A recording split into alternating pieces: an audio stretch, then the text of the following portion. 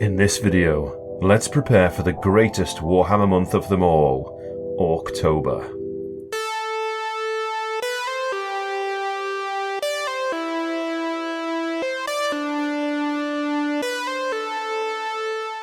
With the 10th month of the year about a month away, some hobbyists will be thinking of October, and I am among them.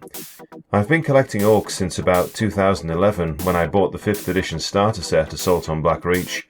Strictly speaking, it started earlier than that since I had the orks from the 2nd edition box set, with a token metal model purchased here or there.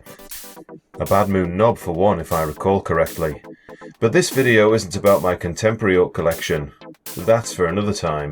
No, this is about my 2nd edition ork army, or rather, the paltry beginnings of it, and where it might go in the future. So let's begin. I began this collection about a year ago from random bits and eBay acquisitions. You will have seen Gaz in another video. He's an exceptional model, considerably smaller than his modern counterpart. I have the 3rd edition version too, but he's seen better days. Now before you shower me with compliments, I didn't paint this model. He entered my collection as an unexpected addition through part of an eBay job lot purchase, so I don't know who painted him. If it was you, then cheers. I certainly couldn't improve on his paint job. For details of his abilities, please see my video where he fights Marnius Calgar, but in short, he's an exceptional character to include in an ork army, with his army-wide war ability and his hilarious custom blaster, which, like many ork weapons, can be hilariously bad or ridiculously awesome. If the dice go in your favour, it's totally possible for him to fire a demolisher cannon shot with it. Also, I know some of you are wondering where his sidekick is. All I can say is, stay tuned. Next we have this, monstrosity. The Painboys have really done a number on this one. Again, not painted by me, nor assembled by me, but acquired through my usual means. He seems to be a kitbash of various parts, armed with a power claw and custom blaster, or custom shooter.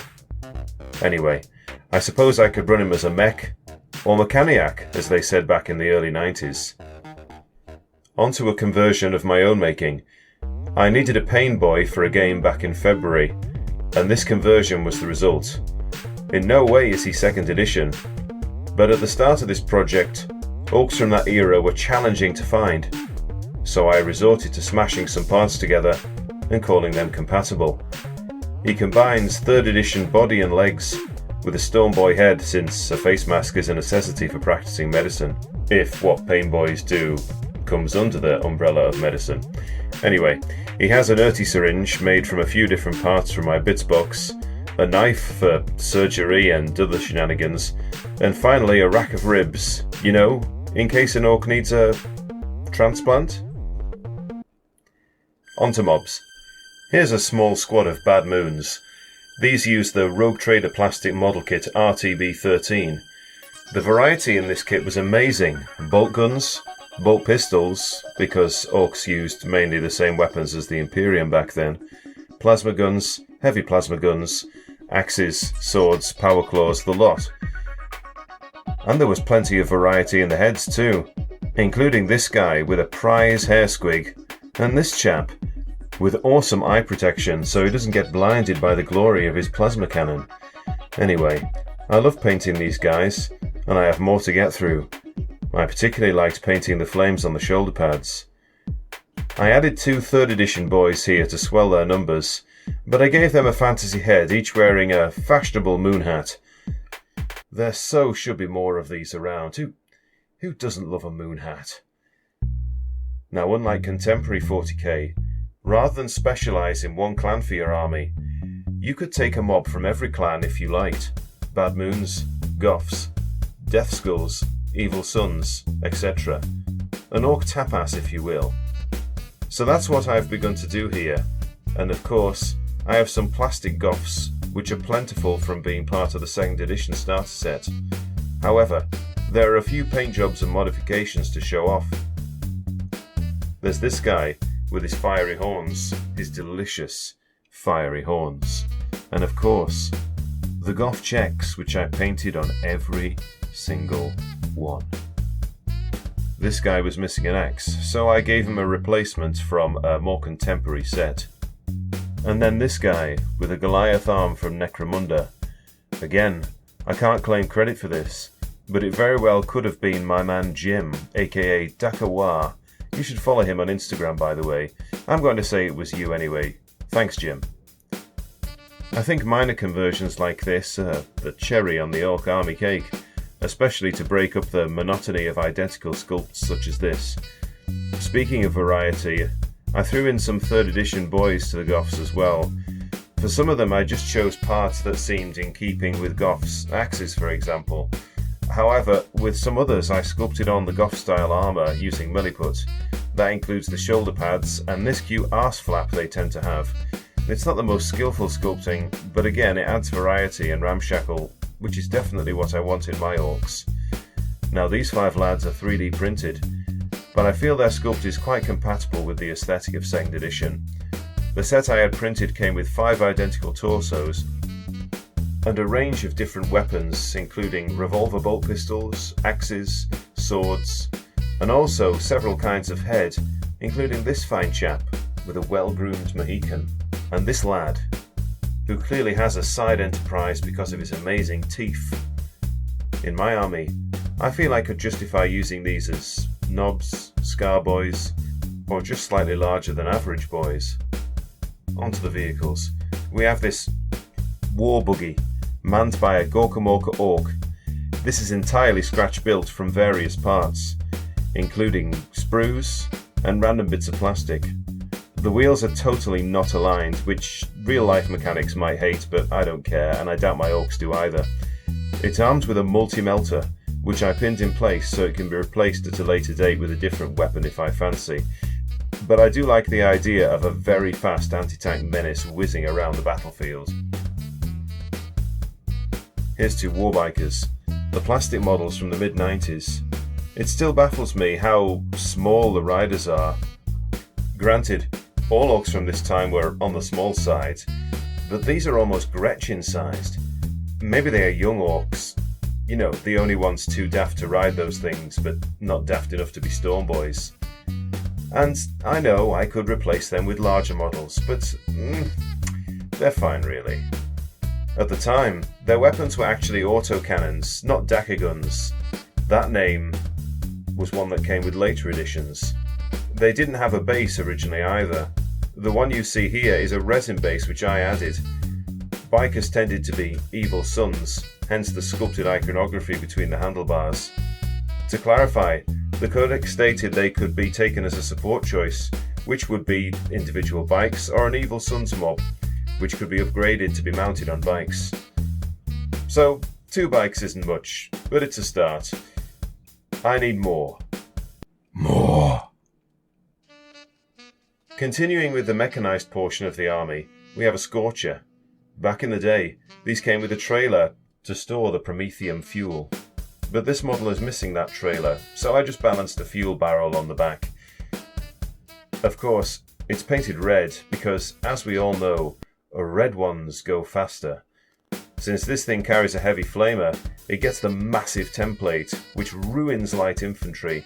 And I should know, since in a game I played back in February, I used one to devastate my opponent's backline. I can still smell the burning flesh of those Imperial Guard, of those poor humans. Here's a Wartrack, equipped with a twin-linked heavy bolter, which would be a twin-linked big shooter in later editions. For some reason the driver has only one arm. I must find that. Painted red, and you know why. As a brief aside, allow me to explore the Wartrack versus the Warbuggy. They were both separate codex entries in 2nd edition, and 5 points difference in cost, but otherwise, they had access to all the same weapon options. The Wartrack had slightly increased armour on the side and rear. It was also a tracked vehicle, which made a difference in 2nd edition because it could cross more terrain types than a wheeled vehicle could. For example, a tracked vehicle could traverse woods, but a wheeled vehicle could not. However, the Warbuggy had a faster top speed. But let us not get bogged down in such details right now. It could drive you mad. Here's a metal Dreadnought. I think this is 3rd generation.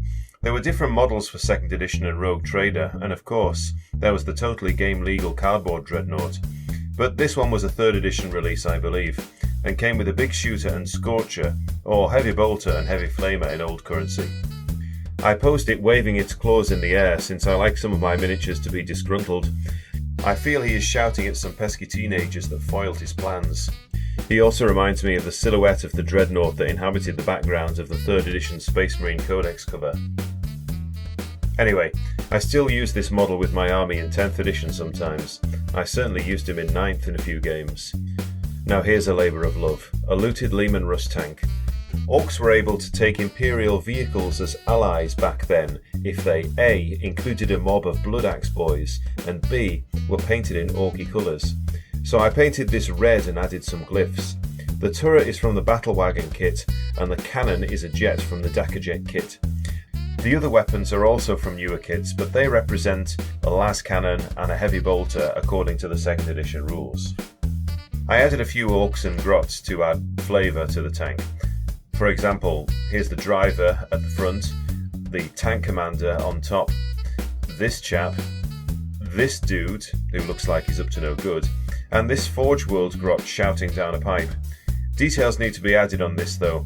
I wouldn't call the paint job finished yet. Honestly, it's a shame orks can't do this anymore, i.e. take Imperial vehicles as looted tanks.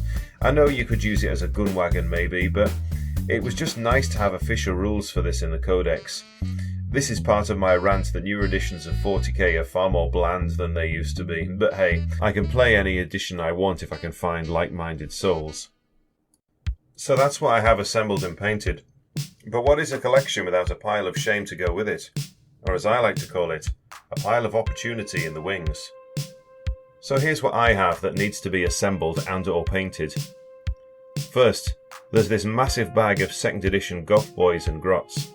You can never have too many grots in my opinion, and in 2nd edition they were essential for screening out more valuable orc units behind them since one had to shoot at the closest target. I have more Rogue Trader boys from the RTB13 kit. These have been painted black by their previous owner, and they seem to have been painted black over another coat of paint so thick that it's obscured much of the detail. They'll definitely need to go in the stripper. I also have a spare Warbike to join the others. Another Scorcher next, this time with a trailer and a cheeky grot, which are not the original parts for that model, but they come from Rogue Trader days. The driver is also missing an arm. Perhaps the Painboy is hoarding them. Now here's a box full of joy I've been sitting on for a while. All metal goodness. A weird boy, a shock attack gun, and 1 base of snotlings. I will certainly need to source more of those since snotlings were essential ammo for the shock attack gun. There's 4 Bad Moon knobs, one of which has no arms, so I'll need to have a think about what to do with him. A runt-herd, 7 Blood Axe commandos, a knob on a bike, all metal. He's got what looks like a plasma gun, and he's got his mate with him, presumably the driver. 3 orc boys, which I can give these spare plastic arms to, and one of which can have this beautiful multi-melter. Then of course we've got Makari, to be an annoyance to Gaz, and with his 2-up luck armor save which can never be modified. Ever. So that's what I have to keep me busy in October. If you want to keep up to date with my progress, I'll be posting here on the channel and on my Instagram, so why not follow/subscribe. But what do you think is missing from my collection which I really should have? Let me know in the comments below. And with that, I had better paint some more minis. Take care, and thanks for watching.